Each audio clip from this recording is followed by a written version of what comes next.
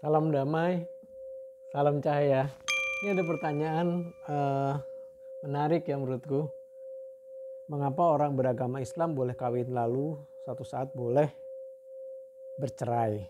Setelah jadi kawin cerai dan boleh kawin beristri 4, juga ada istilah kawin kontrak. Kalau di Protestan dengan melihat alasan yang sangat kuat. Saya pikir di Islam pun juga harus dengan alasan yang kuat perceraian itu ya, bukan dengan mudahnya bisa cerai lalu dengan mudahnya juga bisa menikah lagi, tapi benar-benar ada alasan yang kuat. Saya tidak dengan mudah saja di Islam itu berkawin cerai.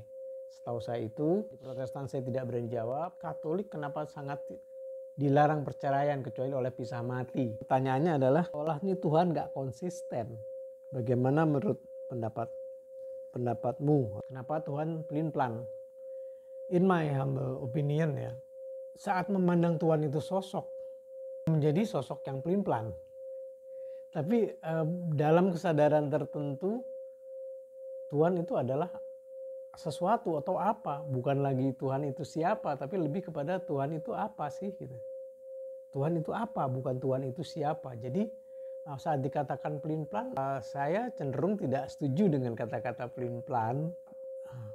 Nggak apa-apa ya Mas, saya tidak pendapat, nggak apa-apa. Jadi benar-benar bukan Tuhan yang pelin-pelan, tapi ya Tuhan yang satu itu.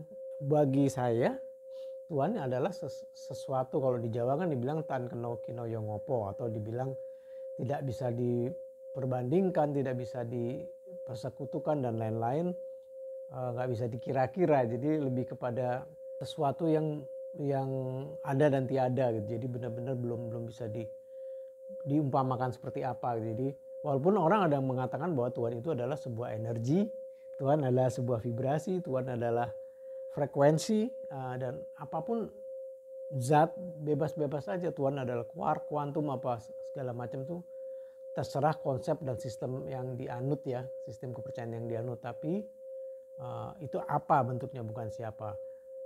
Bagi saya itu adalah sebuah sistem atau pola pikir yang dirunut turun berdasarkan masanya. Manusia sebagai receiver, manusia sebagai penerima data dari semesta, dari katakanlah kita sementara kita sebut Tuhan itu. Tuhan mengirimkan data, ditangkap oleh receiver. Receiver ini adalah manusia. Nah, receiver ini sebagai converter.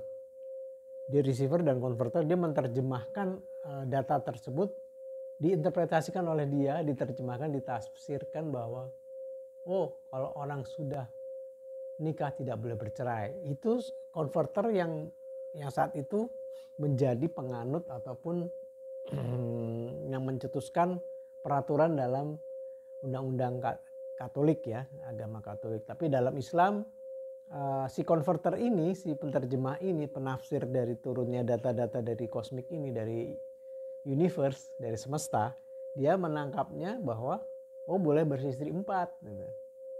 Boleh dengan alasan-alasan tertentu, terus dengan boleh kawin kontrak dengan alasan-alasan tertentu, dan macam-macam hal yang demikian juga di Protestan seperti yang tadi. Jadi bukan sama sekali bukan Tuhan pelin-pelan, tapi turunnya data tersebut, atau boleh juga dikatakan ditangkapnya data tersebut oleh si interpreter ataupun converter ini pada masa yang berbeda dan mungkin di tempat yang berjauhan.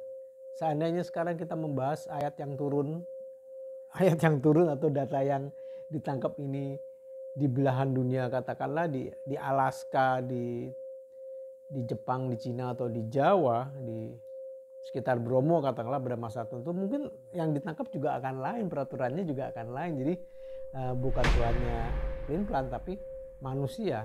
Buat saya adalah manusia itu yang menangkap, si interpreter ataupun konverternya ini menangkap data dari semesta ini, diterjemahkan oleh dia versinya sesuai dengan budayanya, sesuai dengan tingkat intelektualnya dia saat itu, dan sesuai dengan ya konteksnya di mana dia berada, disesuaikan oleh itu semua. Jadi bukan Tuhan pelin-pelan, sama sekali bukan Tuhan pelin-pelan.